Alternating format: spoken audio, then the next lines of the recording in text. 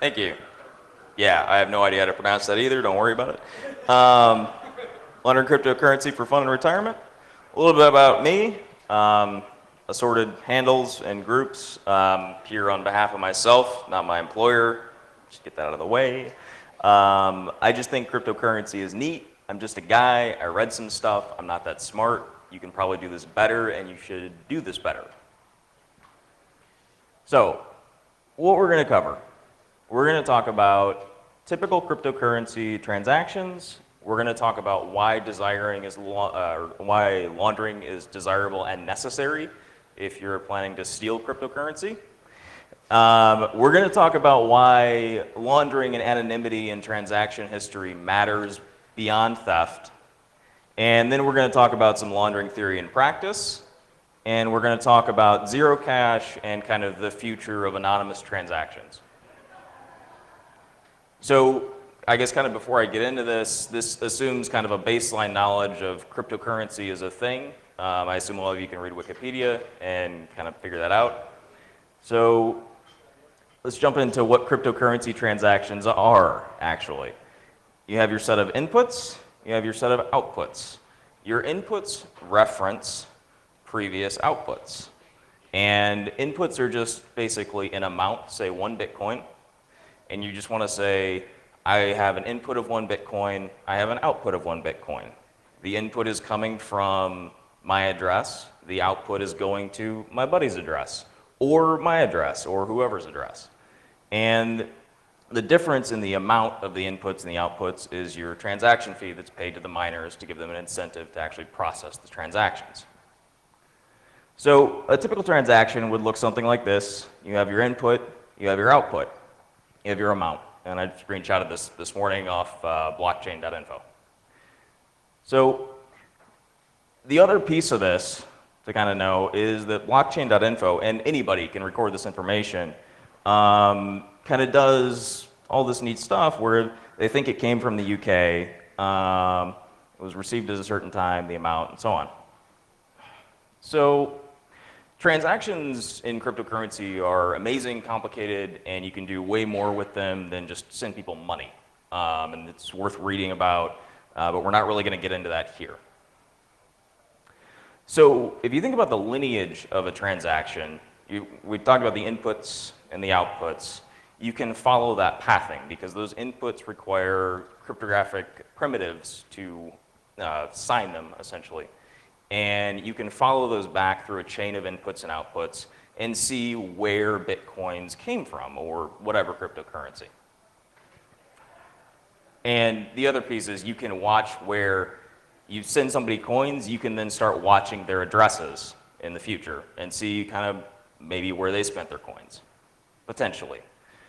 And so the other piece of this is the fungibility of currency is a very important thing. And fungibility basically just means if Alice mugs Bob and gets $10 in cash, and Alice spends her $10, then the person that she spent the $10 with doesn't know by virtue of looking at the $10 that she stole it, right? It's not an intrinsic property of US currency, paper currency, to remember where it came from.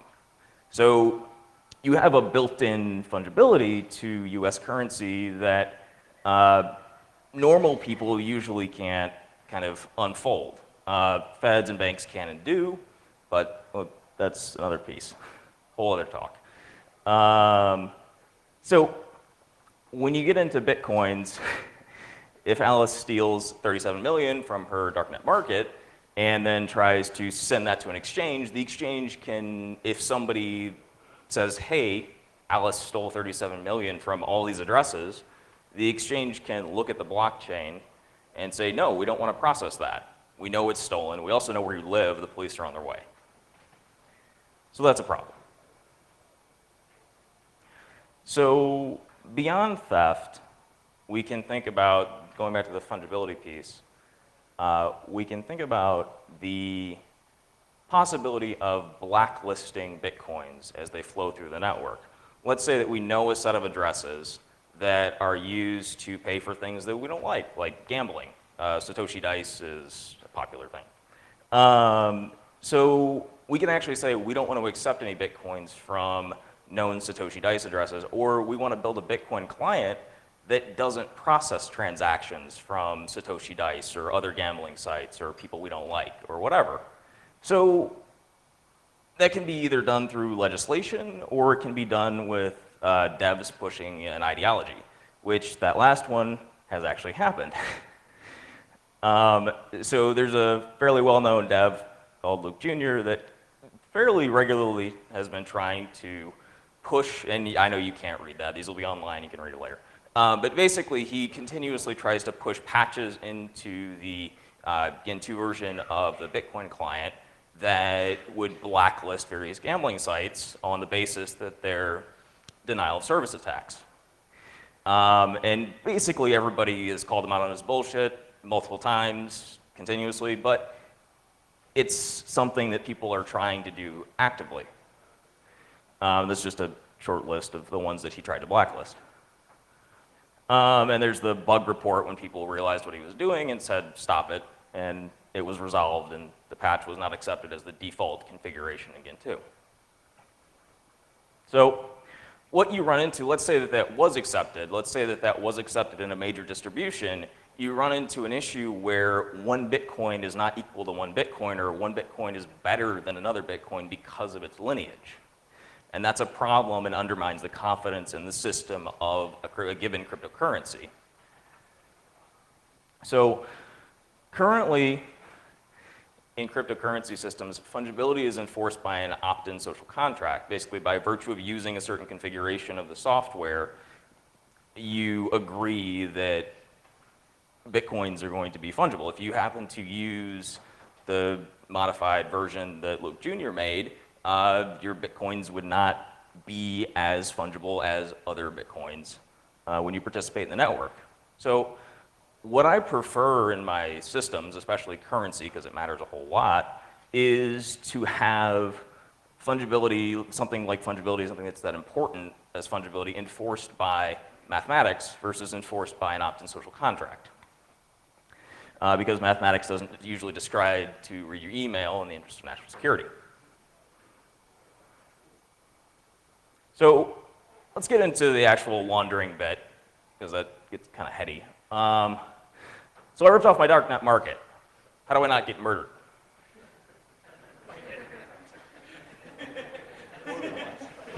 Yeah. You can only get murdered once. It's great. So I'm going to talk about a couple of techniques.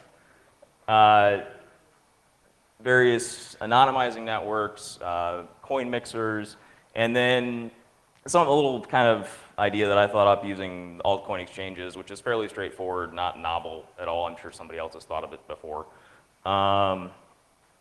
So using anonymity networks, basically there's no reason not to do it. It's very easy to configure cryptocurrency clients to hook into these. But they don't anonymize your transaction history on the blockchain.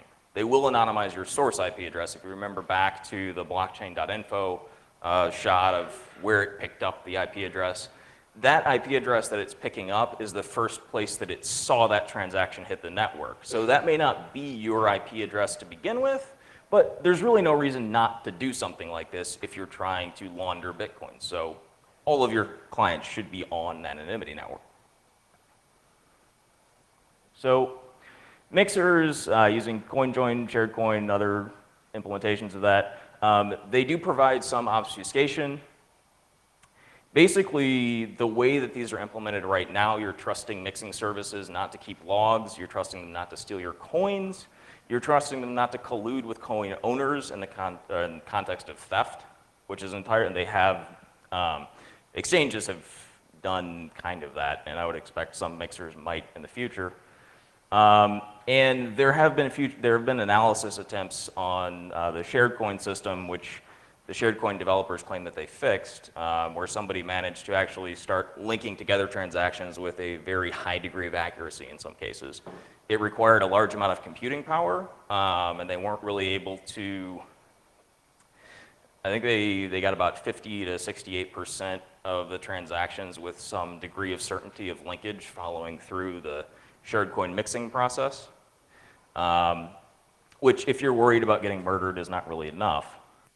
So a typical shared coin transaction, and what these mixers basically do is, you remember back the previous transaction, we just had one input and one output. So that's arbitrary. We can have as many outputs and inputs as we want, as long as the numbers add up. And then only add up in the sense that the inputs have to be greater than the outputs. So essentially, shared coin allows you, is run by, shared coin is open source, but blockchain.info runs an implementation of it. And essentially what they're doing is, you can say, I want to mix my coins up. So you push them into their system, and they will combine your coins with many other people's coins, and then send them out to many addresses, and they'll repeat this process many times to intermingle your coins. So currently the system is centralized and in the shared coin implementation, and there have been attacks on this in the past. CoinJoin Sudoku was the name of the one that on the system. I did find some writing that, in theory, these mixing systems can be distributed and decentralized in a trustless sense that are resistant to denial of service attacks. And that's basically what G. Maxwell, one of the core Bitcoin devs, was saying. Yeah? Do those basically just add a bunch of transaction history to the Bitcoin? Kind of. So basically, they are trying to fuzz up the transaction history so that if you're looking at a transaction log and you have one input and one output, you can say, hey, that guy sent a coin to there. But if you have 100 inputs and 100 outputs, because the inputs and the outputs, they're not linked by anything intrinsically in the transaction. The transaction just has to have more value in terms of Bitcoins and its inputs total than its outputs. So you don't know necessarily which inputs are going to which outputs, and when you add a whole bunch of potentially unrelated inputs to a transaction and their associated outputs, then you get kind of a muddying of the waters effect, essentially. The what? Yeah. Exactly. So, getting into abusing altcoin exchanges, essentially the theory here is that the goal is to break our transaction history. So we can do that because we can manipulate altcoin exchanges, or abuse them, I guess, to do that by the virtue of the fact that they keep internal logs of most of their trades. They're not executing trades against the blockchain. They're executing trades against their database, more than likely, maybe. So the idea would be that you would transfer 50 Bitcoins into an altcoin exchange. You would then sell those 50 Bitcoins for all the Dogecoins. You would then sell those for 20 billion Litecoins, and then sell those back for 49.5 Bitcoins because of transaction fees and wiggle and so on. So the downsides to this, exchanges keep logs. So basically you're trading logs on the blockchain for logs on an exchange. And for large exchange thefts, or for large thefts, exchanges have been known to essentially blacklist coins or freeze them as they come in. And sometimes these exchanges can require very invasive identity verification. And the volume of coins that you're trying to move could be an issue. You get into, there's only so many coins, or so many Litecoins that people are trying to sell, and if you have $38 million worth of Bitcoins, you may end up buying up all the Litecoins, and that causes a very noticeable spike.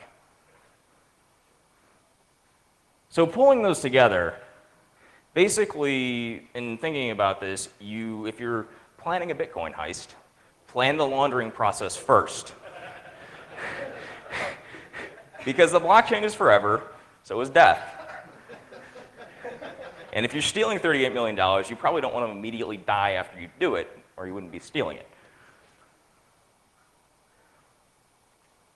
So basically combine the previous methods, automate them, and test it. Have scripts that detect when Bitcoins come into a wall. You can interact with Bitcoin D over RPC. You can write Python scripts to talk to it and tell it what to do. So in theory, you could write a Python script that says, when I get coins into this wallet,